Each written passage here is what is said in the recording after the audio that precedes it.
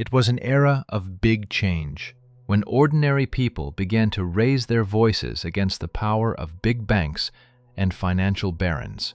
Settle in, and let us tell you a story about a doctor and a politician, a family tragedy that shook a small town in Missouri, and an investigation that peeled back the secrets hidden behind one house's walls. This is the story of Dr. Perry Hatch Talbott, a remarkable, complicated man whose life ended with a gunshot on a September evening in 1880. But was it the shot of a political enemy, as he claimed with his dying breath? Or was the truth far darker and much closer to home? What followed forced an entire town to ask, what was really happening inside the Talbott household? And how far will people go to protect their interests, or their own? Perry Hatch Talbott was born in Illinois in the first half of the 19th century, when America was rapidly pushing west. He studied medicine in Columbus, Ohio. In those days, becoming a doctor was difficult and prestigious, and many rural areas had no trained physicians at all. After earning his degree, Dr. Talbott, like many ambitious young Americans of his time, headed west. In 1849, the famous California gold rush began, drawing hundreds of thousands from around the world. The young doctor caught the fever too, and tried his luck in the gold fields. Unlike many prospectors who spent years searching in vain, Dr. Talbott quickly realized a simple truth.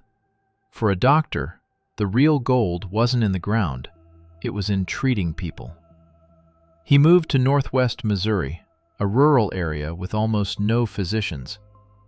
Working as a country doctor, he built a solid fortune. People were willing to pay well for medical care. Out on the frontier, a good doctor was literally worth his weight in gold. In 1853, Perry Talbott married a woman named Belle McFarland. Together, they had 12 children, 5 boys and 7 girls. It was a big, noisy family, typical of the era, when having many children was seen as both a blessing and a necessity. When the Civil War broke out in 1861, Dr. Talbott enlisted in the Union Army. Missouri was a border state with divided loyalties, and serving on the Union side took firm convictions. After the war ended in 1865, Dr. Talbott returned to civilian life, but his ambitions now reached beyond medicine. He entered politics, first as an independent Democrat. Then, in 1876, he made a decisive move. Rejecting both Democrats and Republicans, he joined the Greenback labor movement. The movement rose in response to the economic crisis of the 1870s. Greenbackers argued for continuing to issue paper money not backed by gold, believing it would ease the debt burden on farmers and workers. To bankers and financiers in the East, the idea was heresy. Dr. Talbott became editor of the Greenback Standard. His pen was sharp, his beliefs unwavering. In 1880, he was chosen to give the nominating speech for the party's presidential candidate. Tall and powerfully built, with black hair, a thick beard, and deep-set blue-gray eyes, Dr. Talbott cut an imposing figure. Even his friends admitted, though, that he had a very high opinion of his own importance. Yet anyone who looked at the Talbott home might have been surprised. For a successful, well-off man, Dr. Talbott lived with striking frugality. He saw little reason to spend money on comforts. The floors were bare, the curtains were old and worn thin. The house carried an air of neglect, of saving taken almost to extremes. As for the children, those 12, 5 boys and 7 girls, he showed little warmth. They grew up largely on their own, restless and undisciplined. The mood in the house was tense, and family life was anything but easy. Neighbors later said the atmosphere in the Talbott home was a difficult one. There was another detail people noticed. The house looked like an armory. Guns were everywhere, rifles, pistols, revolvers. Everyone in the family, even the girls, knew how to handle them. On the frontier, that wasn't unheard of. People had to know how to defend themselves. Still, the sheer number of weapons in the Talbott home stood out. So here is the contradiction. A successful doctor and prominent politician, a champion of ordinary people against banking power, living in a run-down house with a large, unruly family. A man who gave fiery speeches about justice, yet was known for his stinginess and hard temper. All of this set the stage for what would happen on the evening of September 18, 1880. An event that would turn this family's life, and the town's, upside down. That evening began like any other. Dr. Talbott came home after visiting a sick child. That was his daily work, traveling from house to house, treating people, offering comfort. In those days, doctors didn't sit in offices waiting for patients. They went to the patients, often spending long hours on the road. Back home, Dr. Talbott settled into the parlor with the manuscript of a speech he planned to publish. You can picture the scene, an older man by lamplight, rereading his fiery words about justice and the fight against banking power. His wife, Belle, was in the room as well. The house was quiet. And then, a gunshot. The bullet came through the window, passed through Dr. Talbott's chest, and grazed his wife's calf before lodging in the wall. He was badly wounded, but still conscious. His son Albert grabbed a shotgun and ran outside, shouting that he'd seen someone running from the window. He even fired into the darkness, but no one was caught. Dr. Talbott was a physician. He understood how serious his wound was. He knew he was dying. Still, he held on through the night and the next day, remaining conscious to the end. He died at 2:30 the following afternoon. Before he passed, he made a statement. He said the man who shot him must have been a hired killer sent by the national banks. An enemy of the great cause I represent, he said. Even as he was dying, Dr. Talbott was thinking about politics, about his fight with financial power. He was convinced he'd been the victim of a political plot. A coroner's jury was convened. After examining the body and questioning witnesses, they returned a verdict. Dr. Perry Hatch Talbott had been killed by an unknown person. It was a formal conclusion. Someone had shot him through a window, and that someone remained unidentified. On paper, the case could have ended there. A political activist slain by an unknown assassin. That was the official story. But no one was satisfied with it. Sheriff Henry Toll and County Prosecutor W. Ramsey weren't convinced by the coroner's verdict. Something about the case bothered them. Something didn't add up. They decided to keep digging. First, the family's behavior that night and in the days that followed raised questions. Albert ran outside with a gun and fired into the dark, claiming he'd seen someone fleeing. But after that, no one tried to wake the neighbors. No posse was formed. No alarm was raised. The family simply went back inside, to the room where their father lay dying. Even stranger was how the family acted during the nearly 18 hours that Dr. Talbott lingered. Visitors were struck by the absence of visible grief or anxiety. The household seemed distant, almost detached, as if what was happening didn't truly concern them. One witness later said, words that were written into the record, "It seemed to us that a dying animal in the barn would have drawn more sympathy than was shown to this murdered husband and father." That remark stuck with the investigators. Something wasn't right in that house. Something was being hidden. Then Dr. Talbott's stepson, Cornelius Strack, stepped forward. He asked a question many were afraid to voice.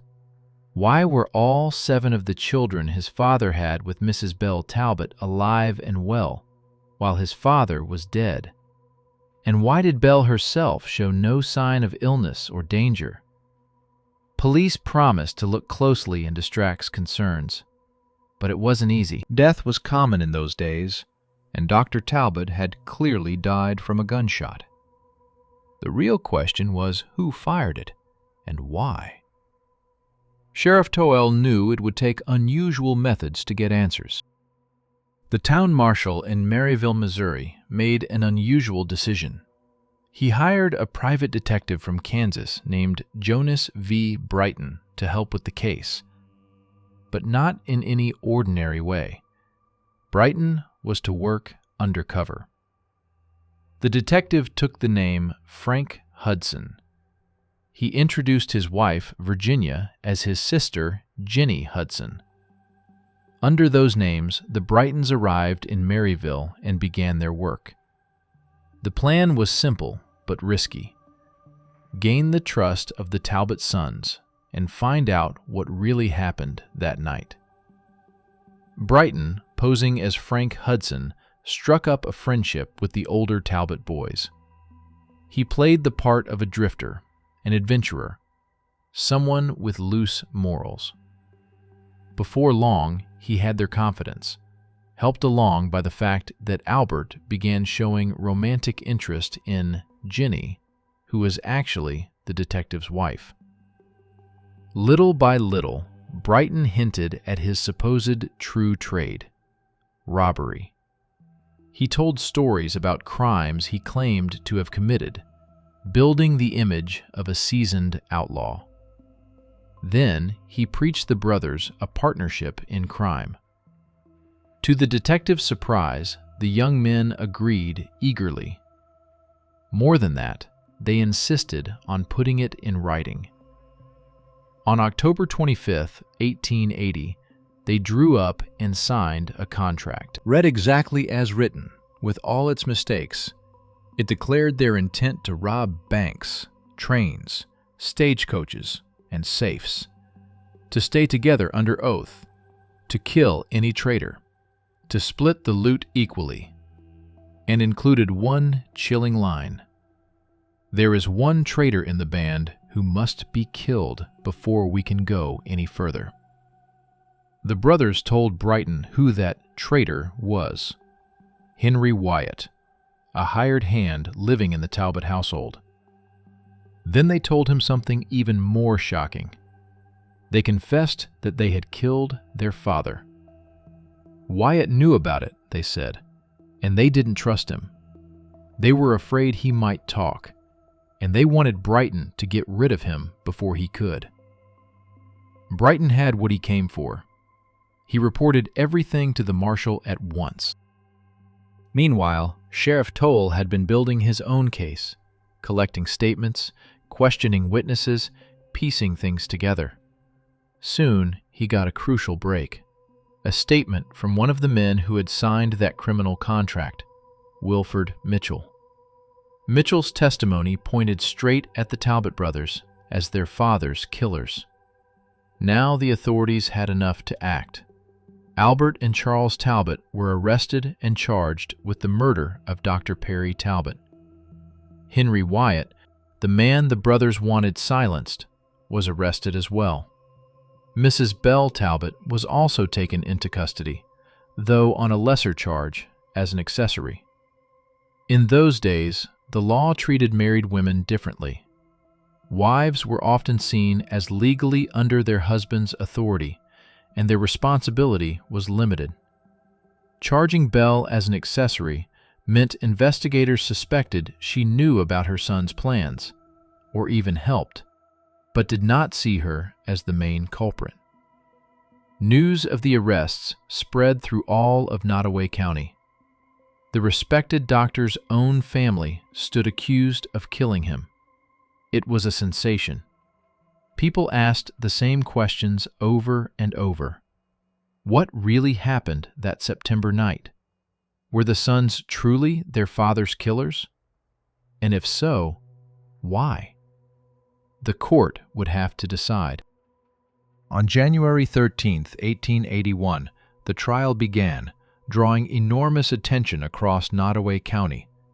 The Talbott case became the main topic of conversation. Everyone wanted to know the truth. Interest was so great that the regular courtroom couldn't hold the crowd. The trial was moved to Union Hall, a large space that could fit 700 to 800 people, and even that was packed. Jurors were selected from the farthest parts of the county, people who knew little about the case and could judge it more fairly. In small communities, everyone knew everyone, and finding impartial jurors was no easy task. The prosecution went first. Jonas and Virginia Brighton, the undercover detectives known in Maryville as Frank and Jenny Hudson, took the stand and told the story of their operation. They presented the contract the Talbott brothers had signed about robbing banks and trains. They testified that the brothers had confessed to killing their father and had offered $50 to have Henry Wyatt murdered to keep him quiet. Then Wilford Mitchell testified. He said that even before the killing, Albert Talbott had talked about plans to get rid of his father. This, he said, was not a sudden act. It had been thought out.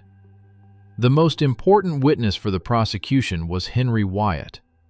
In exchange for leniency, he agreed to testify against the brothers. Wyatt told the court that the Talbotts had planned their father's death more than once, and that on the night of September 18th, it was Charles who fired through the window. Wyatt also described something unusual, how the brothers made their own bullets. They shaped bits of lead by hand, cut crude grooves with a knife, and loaded them into cartridges. When investigators pulled the bullet from the wall of the Talbott house, it matched his description exactly: homemade, rough, and uneven. The case looked strong, but the defense was ready to fight back. The defense focused on discrediting the prosecution's key witnesses, the Brightons. They produced more than a dozen sworn statements from Kansas painting a very different picture. It turned out Jonas Brighton had spent 4 years in the state prison. As for Jenny Hudson, witnesses spoke of a questionable reputation and even suggested she might not have been Brighton's lawful wife at all. Then the defense offered an alternative story, that Wilford Mitchell and Henry Wyatt had conspired to kill Dr. Talbott themselves and then pinned the crime on his sons. Maybe they had their own motives. Maybe they wanted the doctor out of the way and planned to take advantage of the family's turmoil. After all the testimony, it was time for closing arguments. By the custom of the day, each side was allowed 3 speeches, delivered in turn: prosecution, defense, prosecution, and so on. It became a true battle of oratory, with lawyers speaking for hours, appealing to both reason and emotion. Finally, the jury retired to deliberate. 2.5 hours passed in tense silence. When they returned, they delivered their verdict: guilty of first-degree murder. A motion for a new trial was denied. The Talbott brothers were sentenced to be hanged on March 25, 1881. The case went up to the state Supreme Court on appeal, but the sentence was upheld.